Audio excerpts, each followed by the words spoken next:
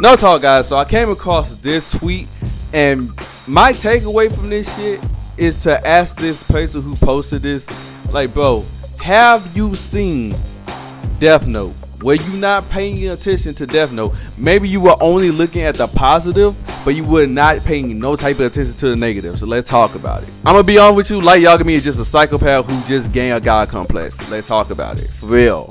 Without this nigga Ryuk, he would just been a regular ass nigga who just so happened to have the best life for him.